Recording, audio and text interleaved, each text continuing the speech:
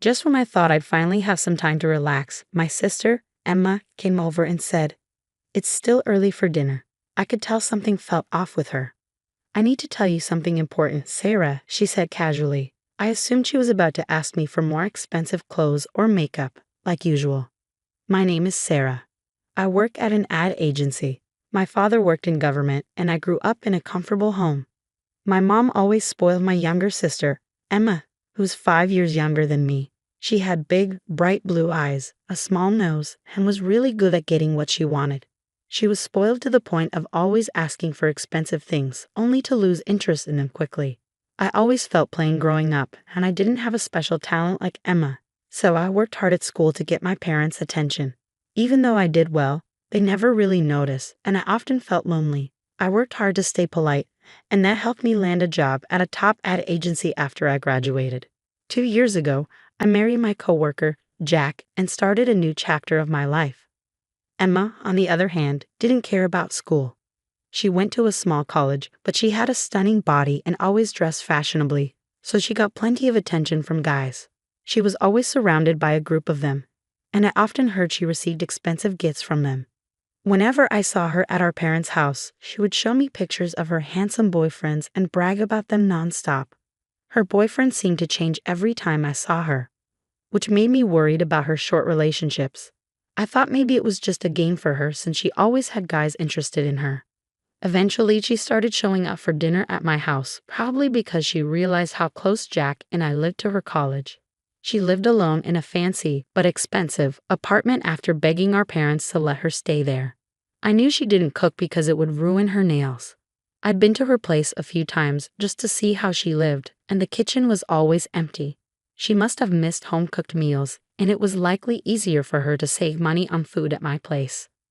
But she never offered to pitch in, and she never acted grateful.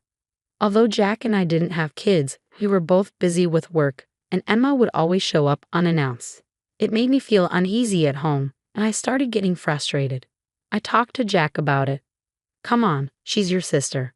Don't be so hard on her. Besides, I don't mind having her over," he said.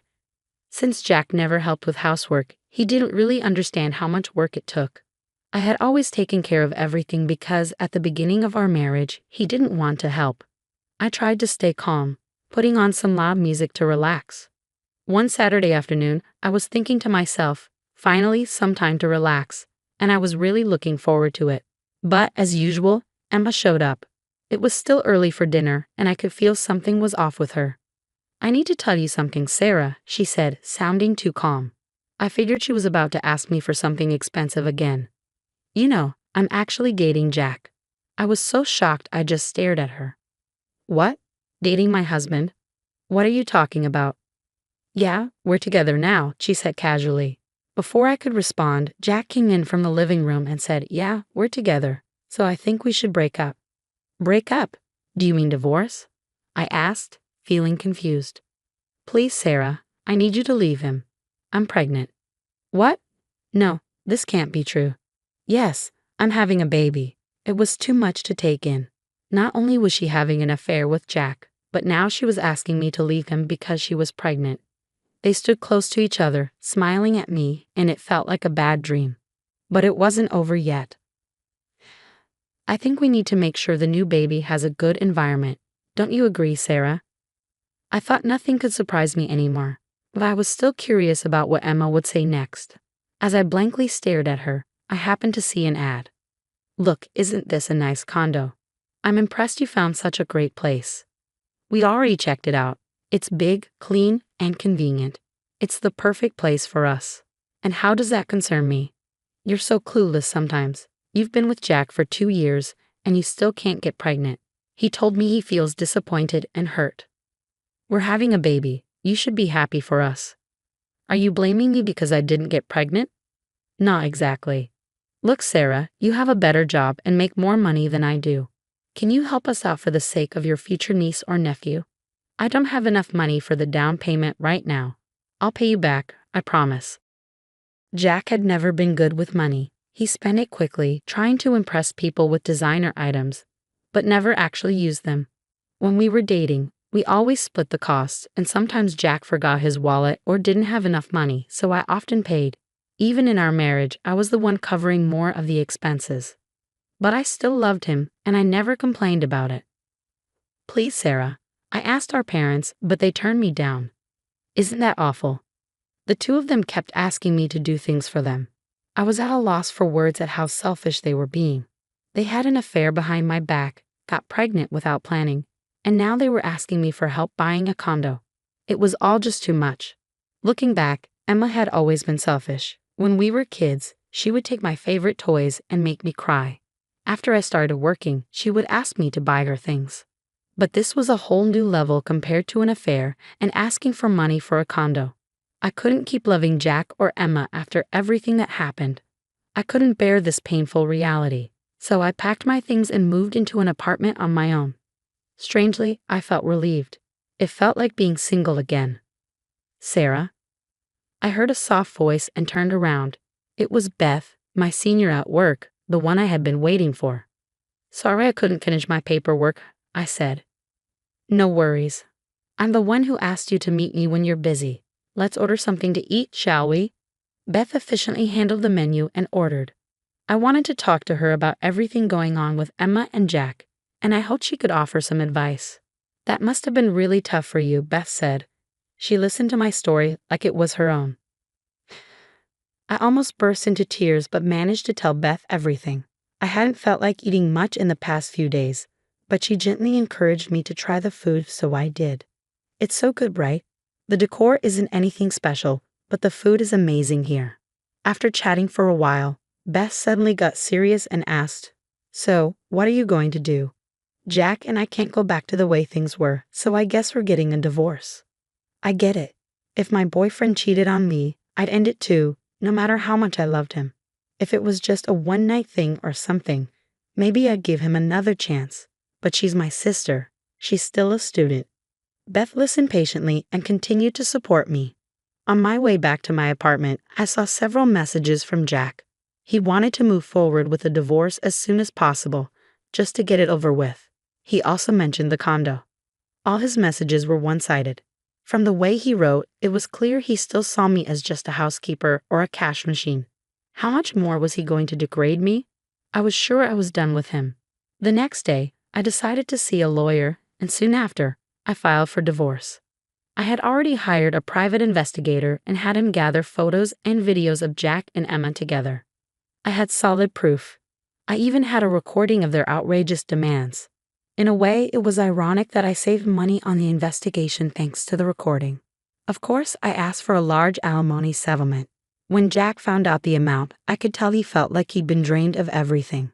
One day, Jack and Emma were waiting for me in the lobby of my office. They approached me like bulls charging at a matador. I had expected this, knowing how shameless they were. I took a deep breath, faced them, and said calmly, Of course you're going to pay me alimony. Emma, you're an adult now, and this is a good lesson for you. No, we can't pay you. You're a terrible sister. Why are you doing this? She begged, her eyes puffy and moist. I recognized her manipulative strategy, but I wasn't fooled. By the way, I've already told her boss about your affair and the divorce, I added. No, you're joking. Him, of all people. Well, aside from you, I'm in a higher position at the company. He doesn't want my work to be affected. What? You think I'm an idiot? I'm just telling you what her boss told me to say. He was surprised and disappointed in you. Wait, the chairman of our company is actually a distant relative of mine. What? I didn't know that. You never mentioned it. Jack's face went pale at the mention of the word chairman. He was even starting to sweat. I've told you several times before, since we got married, you've mostly ignored me when I talk to you. But this is beyond terrible. We were married all this time. That's my line. It doesn't matter now that we're getting a divorce. You both brought this on yourselves. True, but of course, Emma is also responsible for what happened. Aren't you ashamed of yourself for having an affair with a college student and getting her pregnant? And then you asked me to buy a condo for you? Do you think someone with no morals or respect for society should be asking for things like that? I strongly disagree. Whatever. I just wanted to borrow some money. Didn't you send me the amount in an email? I don't think it was just a little. Anyway, it's not up to you to decide what happens with my work. No, it's my boss's decision. I haven't told you yet, but I've been approached for an HR position. Your boss? You mean Beth? Oh no, what if you're in trouble at work now? What are you going to do? What about the condo? Please help us, Sarah. They were in complete panic now, begging me frantically to fix Jack's reputation with the bosses. People in the office were starting to notice us. I told them to go through my lawyers and left the building. Soon after, security noticed them and took them away for questioning. They called me many times, but I didn't pick up. They also sent me texts, but I didn't care about any of them. Later, Jack got a serious warning from the chairman about the affair and causing a scene at the company, which left him feeling really down. Jack had a lot of pride, so I'm sure it was very embarrassing for him.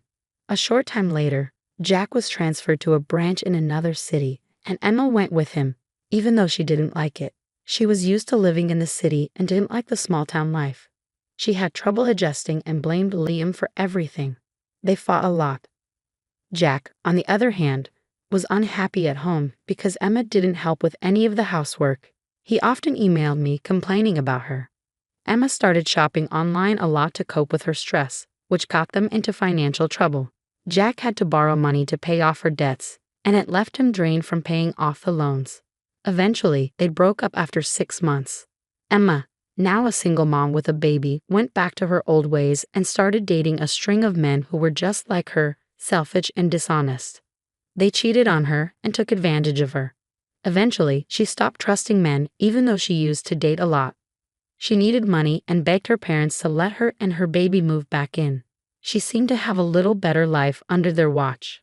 Our mom changed her attitude toward Emma and asked her to contribute to the household expenses. I was surprised when I heard that Emma actually got a part-time job. Meanwhile, I was excited to be asked to go on my first business trip abroad with Beth as her assistant. We were busy preparing for the trip. Hey Sarah, that guy is here again, Beth said quietly, nodding toward someone. Who? Oh, Mark. Yeah, he's been showing up every day lately. Mark works in a different department and is known for being friendly and funny. He was looking around the office, but when he saw us, he came over with a big smile. He wanted our opinions on a work matter, so we moved to a conference room to talk privately.